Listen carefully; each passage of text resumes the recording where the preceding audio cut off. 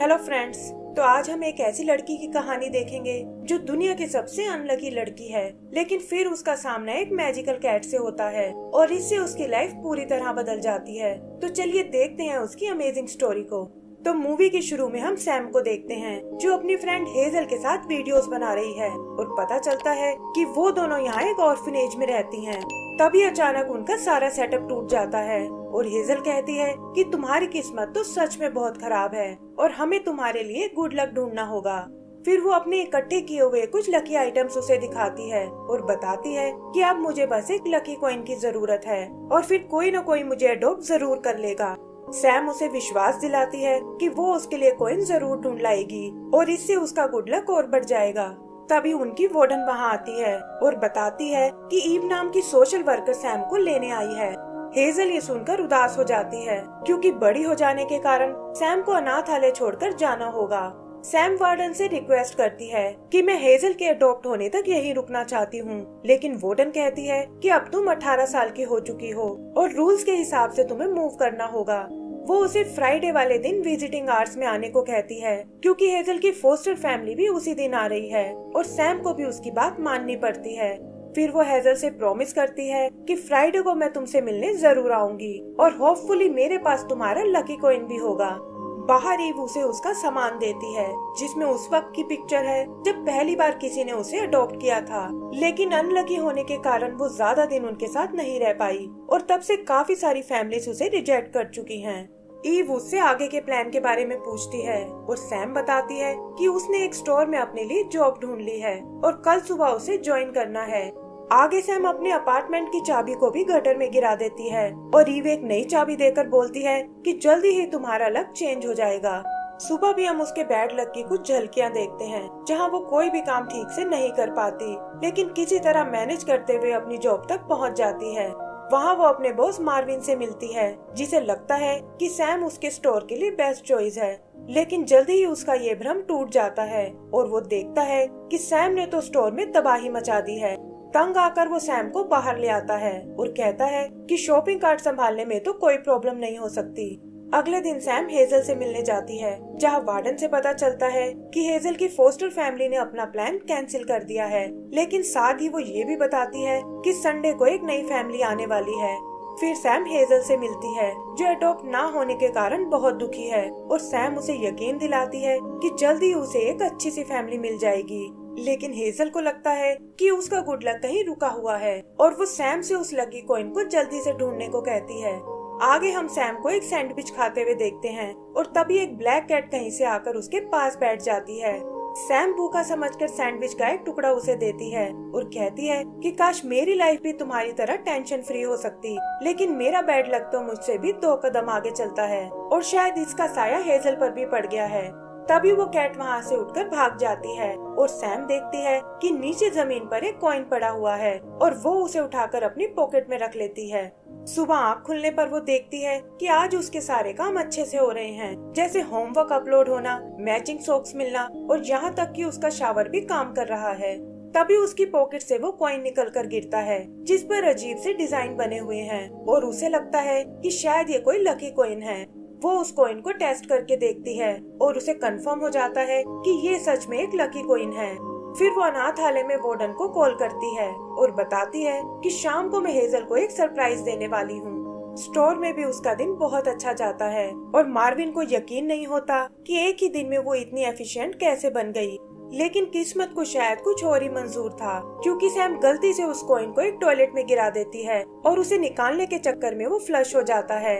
शाम को सैम उसी ब्लैक कैट से मिलती है और उसे बताती है कि कैसे कल उसे यहाँ से एक लकी कॉइन मिला था, लेकिन उसने गलती से उसे फ्लश कर दिया। ये सुनकर वो कैट चौंक जाती है और कहती है कि ये आखिर तुमने क्या कर दिया। सैम भी उसे बोलता देखकर बहुत हैरान होती है और तभी वो देखती है कि उसके कॉलर पर भी कॉइन जैसा डिजाइन बना हुआ है और वो समझ जाती है कि वो कॉइन इसी कैट ने मुझे दिया था। वो कैट से वैसा ही एक और कॉइन देने को कहती है, लेकिन देखती है कि कैट तो उससे डरकर भाग रही है।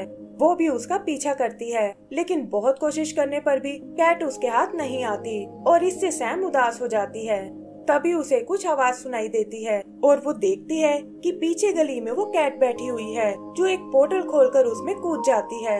सैम को ये सब थोड़ा अजीब लगता है, लेकिन कॉइन लेने के चक्कर में वो भी उसके पीछे उस पोर्टल में चली जाती है और वो उसे एक दूसरी दुनिया में ले आता है। कैट उसे वहाँ देखकर डर जाती है और कहती है कि एक इंसान को यहाँ नहीं आना चाहिए था। सैम कहती है कि अगर ऐसा है तो मैं यहाँ से चली जाऊंगी, लेकिन उसके बदले मुझे एक लकी कॉइन चाहिए। तब कैट उसे बताती है कि तुम इस वक्त गुड लक सिटी में हो और अगर किसी ने तुम्हें देख लिया तो मेरे लिए प्रॉब्लम खड़ी हो जाएगी। तभी कुछ आवाज सुनकर वो सैम को छुपने को कहता है और वो देखती है कि दो लेप्रिकॉन्स वहाँ उससे मिलने आए हैं। पता चलता है कि इस कैट का नाम बॉब है और जो कॉइन सैम ने घुमाया था वो ये कैट्स अपने ट्रेवल के लिए यूज करती हैं और बिना इसके बॉब सिटी के अंदर नहीं जा सकता। सैम को ये भी पता चलता है कि सिटी के अंदर एक कॉइन डिपो है जहाँ से ये सारे कॉइन्स इशू किए जाते हैं और वो बॉब से कहती है कि क्यों ना हम अंदर जाकर एक और कॉइन ले आए, जिससे हेजल के साथ साथ तुम्हारी भी प्रॉब्लम सॉल्व हो जाएगी। बॉब भी कुछ सोचकर उसकी बात मान जाता है और सैम कहती है कि फिलहाल अंदर जाने के लिए तुम मेरे बटन का यूज कर सकते हो। आगे उनका सामना एक कैप्टन नाम के लेप्रिकॉन से होता है जो यहाँ की सिक्योरिटी हेड है, लेकिन उस बटन की मदद से बॉब और सैम उससे बच निकलते हैं। फिर बॉब उसे लेप्रिकॉन्स के लॉकर रूम में ले आता है और बताता है कि ये मेरे दोस्त जेरी का लॉकर है जिसकी जॉब इस वक्त कॉइन डिपो में है।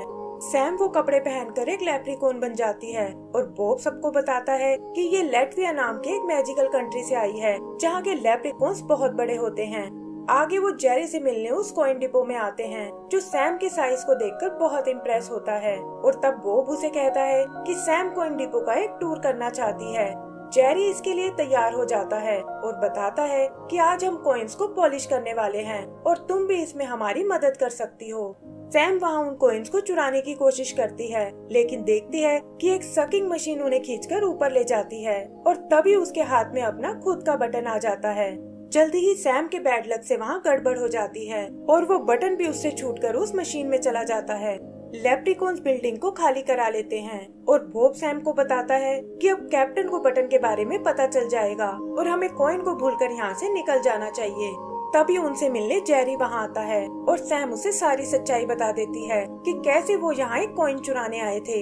जेरी ये सुनकर घबरा जाता है और कहता है कि कैप्टन इसके लिए तुम्हें बैड लक सिटी में भेज देगी जो गुड लक सिटी के ठीक नीचे बनी हुई है। फिर वो उन्हें एक बनी ड्रोन के बारे में बताता है जो किसी भी खोए हुए कॉइन को ढूंढ सकता है, लेकिन उसे चलाने के लिए लक क्रिस्टल की जरूरत पड़ेगी।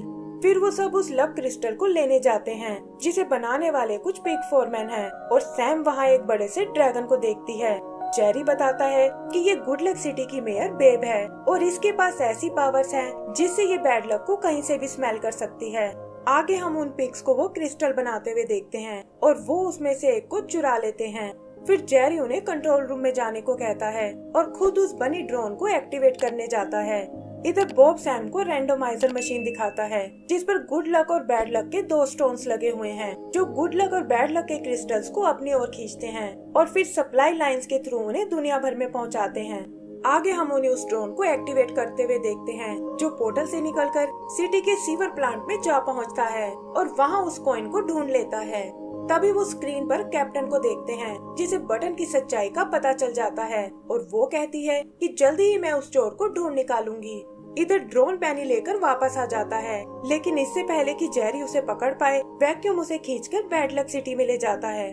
तब जेरी उन्हें बताता है कि ड्रोन पहले सोर्टिंग फैसिलिटी में जाएगा जो बैड लक और गुड लक सिटी के बीच में बनी हुई है और सैम और बॉब उसे लेने चले जाते हैं, लेकिन सैम से बटन दबाने में गलती हो जाती है और इससे वो सीधा नीचे बैड लक सिटी में आ जाते हैं जिसकी ग्रेविटी गुड लक सिटी से बिल्कुल अलग है। वहाँ एक एक्सीडेंट से वो दोनों अलग हो जाते हैं और बॉब सैम को सोर्टिंग फैसिलिटी में आने का रास्ता बताता है जो टावर नंबर 13 से होकर निकलेगा और कहता है कि मैं वहाँ तुम्हारा इंतजार करूँगा। सैम देखती है यहाँ तो हर तरफ मॉन्स्टर भरे हुए हैं और उनसे बचते हुए वो एक रूम में छुप जाती है जहाँ एक बॉक्स में कुछ गुड लक क्रिस्टल्स रखे हुए हैं। वहाँ से निकलकर वो बैड लक सिटी में आती है और थोड़ी प्रॉब्लम का सामना करने के बाद फाइनली उस टावर 13 तक पहुँच जाती है। यहाँ उसे बॉब का बताया वो सीक्रेट रास्ता नजर आता है और उससे होते हुए वो सोर्टिंग फैसिलिटी में आ जाती है जहाँ बॉब दूसरी तरफ उसका वेट कर रहा है। यहाँ उनका सामना जेफ नाम के एक यूनिकॉर्न से होता है जो नेचर वाइज बहुत फ्रेंडली है और उसका काम है अपनी मशीन से बैड लक को रैंडोमाइजर में भेजना। यहाँ ये भी पता चलता है कि जेफ बेब का पुराना प्रेमी है, लेकिन अब वो दोनों एक दूसरे से कभी नहीं मिलते क्योंकि बेब को बैड लक बिल्कुल पसंद नहीं है। फिर जेफ उन्हें उनका ड्रोन वापस करता है, लेकिन बताता है कि कॉइन को तो मैंने कॉइन डिपो में भेज दिया है ताकि उसकी अच्छे से सफाई हो सके। बॉब को लगता है कि अब उन्हें कैप्टन से कोई नहीं बचा सकता और तब सैम उसे अपना आइडिया बताती है कि वो बैड लक क्रिस्टल लेकर बेब से मिलने जाएगी और हो सकता है कि वो मदद करने के लिए उसे एक लकी कॉइन दे दे। बेब भी इस अनोखी लेप्रिकॉन को देखकर बहुत इम्प्रेस होती है, लेकिन देखती है कि उसके पैर में तो एक बैड लक क्रिस्टल चिपका हुआ है जिसका असर काफी दिन तक रहता है। सैम भी अनलकी होने की एक्टिंग करती है और जैसा कि उसने सोचा था, बेब उसे अपना एक लकी कॉइन देती है और कहती है कि ये तुम्हारे बैड लक को खत्म कर देगा। सैम उसे लेकर वापस बॉब के पास आती है, लेकिन देखती है कि कैप्टन ने उसे पकड़ लिया है और वो उसे बैड लक सिटी में ट्रांसफर करने वाली है। सैम तुरंत जाकर उसे रोक लेती है और वो कॉइन देकर कहती है कि बॉब ने गलती से इसे गिरा दिया था। कैप्टन को बॉब को छोड़ना पड़ता है और बॉब सैम से पूछता है कि ये कॉइन तो तुम हेजल को देना चाहती थी। तब सैम कहती है कि तुम्हें फंसाकर मैं हेजल की मदद नहीं करना चाहती और वैसे भी मेरे पास एक ऐसा प्लान है जिसमें हमें कॉइन की जरूरत ही नहीं पड़ेगी। फिर वो बॉब को लेकर जेफ की बैड लक मशीन के पास आती है और कहती है कि अगर मैं इसे ही बंद कर दूं तो दुनिया में बैड लक जाना बंद हो जाएगा और हमारी सारी प्रॉब्लम्स भी सॉल्व हो जाएंगी। जेफ से छुपते हुए वो उसकी मशीन को बंद कर देते हैं और देखते हैं कि दुनिया में अब बस गुड लक ही जा रहा है। फिर वादे के मुताबिक सैम वहाँ से वापस जाने लगती है, लेकिन पता चलता है कि वैक्यूम से बैड लक लीक हो रहा है। इधर जेफ भी अपनी मशीन को देख लेता है और भागकर उसे स्टार्ट करने जाता है। बॉब और सैम उस रैंडमाइजर को चेक करने आते हैं और तभी एक तेज प्रेशर के साथ बैड लक पूरी गुड लक सिटी में फैल जाता है। इससे वहाँ की सारी फैसिलिटीज नष्ट हो जाती हैं और सप्लाई लाइन से सिर्फ बैड लक दुनिया में जाने लगता है। इसका असर हेजल की किस्मत पर भी पड़ता है और वो देखते हैं कि उसकी फोस्टर फैमिली आज भी नहीं आई। बेब भी सिचुएशन को चेक करने आती है और देखती है कि रैंडमाइजर के दोनों स्टोन नष्ट हो गए हैं और इससे लक की सप्लाई लाइन पूरी तरह से बंद हो गई है। यहाँ बेब को सैम की सच्चाई का भी पता चलता है और वो कहती है कि देखो तुम्हारी गलती ने क्या कर दिया और अब दुनिया में गुड लक और बैड लक नाम की कोई चीज नहीं है। कैप्टन और जेरी भी बॉब से बहुत डिसअपॉइंट होते हैं और वो सैम से कहता है कि ये सब मेरी ही गलती है और मुझे तुम्हें पहले ही वापस भेज देना चाहिए था। सैम इसे ठीक करने का तरीका पूछती है, लेकिन बॉब कहता है कि बिना स्टोन के रैंडमाइजर चालू नहीं हो सकता और स्टोन्स बनाने के लिए हमें क्रिस्टल की जरूरत पड़ेगी। ये सुनकर सैम को कुछ याद आता है और वो बताती है कि उसने बैड लक सिटी में कुछ गुड लक क्रिस्टल देखे थे और वो उसे लेने वापस नीचे जाते हैं। सैम उन्हें उस रूम तक लेकर आती है और पता चलता है कि ये तो एक मॉन्स्टर बार है जिसका मालिक रूटी नाम की एक जाइंट रूट है और वो और बॉब एक दूसरे को पहले से जानते हैं। सैम रूटी को ऊपर हुई प्रॉब्लम के बारे में बताती है और कहती है कि हम यहाँ कुछ गुड लक क्रिस्टल्स लेने आए हैं। तब रूटी उन्हें एक जार दिखाता है जिसे गुड लक के लिए उसने अपनी गेम मशीन में लगाया हुआ था और कहता है कि इसे तुम अपने साथ ले जा सकते हो और जैसे ही रैंडमाइजर ठीक हो जाएगा मैं इन्हें फिर से इकट्ठा कर लूंगा। सैम उससे कुछ बैड लक क्रिस्टल भी मांगती है और उन्हें लेकर वो बेब के पास आ जाते हैं और हम देखते हैं कि जेफ भी उनके साथ आया है। बेब जेफ को दोबारा देखकर बहुत खुश होती है और तब वो उसे वो जार दिखाते हैं। जेफ बेब से कहता है कि तुम्हारी आगे इन क्रिस्टल्स को स्टोन में बदल सकती है और बेब भी ऐसा करने में बिल्कुल देर नहीं करती। जल्द ही वो क्रिस्टल्स स्टोन में बदल जाते हैं, लेकिन पता चलता है कि बेब ने गुड लक के 2 क्रिस्टल्स बनाए हैं। सैम उससे इसका कारण पूछती है और बेब बताती है कि अब मशीन में बस गुड लक स्टोन्स ही लगेंगे क्योंकि वो दुनिया से बैड लक को हमेशा के लिए मिटाना चाहती है। फिर वो स्टोन्स को उस मशीन पर लगाने लगती है, लेकिन सैम कहती है कि मैं उसे ऐसा नहीं करने दूंगी। वो बैड लक सिटी की उल्टी ग्रेविटी का फायदा उठाती है और बेब से पहले मशीन के दूसरे होल तक पहुंच जाती है। वो कहती है कि दुनिया को गुड लक के साथ साथ बैड लक की भी जरूरत है और ये दोनों मिलकर ही इस बैलेंस को बना सकते हैं। लेकिन बेब का मानना है कि बैड लक हमेशा चीजों को बिगाड़ने का काम करता है और गुड लक सिटी का ये हाल भी उसी की वजह से हुआ है। तब सैम उसे बताती है कि यहाँ जो कुछ हुआ वो सब मेरी गलती है और बैड लक मॉन्स्टर्स तो असल में तुम्हारी मदद करने आए हैं।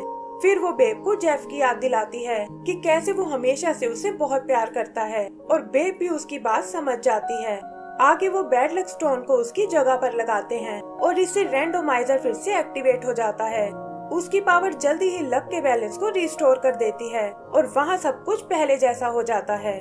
सप्लाई लाइंस भी फिर से शुरू हो जाती हैं और सैम देखती है कि हेजल को भी फाइनली एक फैमिली ने अडॉप्ट कर लिया है। आगे वो सब बेब के साथ उस मॉन्स्टर बार में आते हैं और रूटी को वो गुड लक स्टोन गिफ्ट करते हैं। बेब भी उनसे अपनी सारी दुश्मनी भुला देती है और हम लोग मिलकर उन्हें पार्टी करते हुए देखते हैं। कैप्टन बॉब से वापस जॉब पर आने को कहती है, लेकिन उसने तो कुछ और ही सोच रखा था और वो कहता है कि अब से मैं सैम की फैमिली बनकर रहना चाहता हूँ और सैम ये सुनकर उसे गले से लगा लेती है। आगे का सीन 1 साल बाद का है जहाँ सैम ने अपने बैड लक को एक्सेप्ट कर लिया है और फिर वो बॉब को लेकर हेजल से मिलने जाती है। एंड सीन में हम उन तीनों को मस्ती करते हुए देखते हैं और इसी के साथ हमारी ये मूवी खत्म हो जाती है। तो दोस्तों, अगर आपको ये मूवी पसंद आई हो तो प्लीज हमें लाइक एंड सब्सक्राइब करना ना भूलें। Thank you.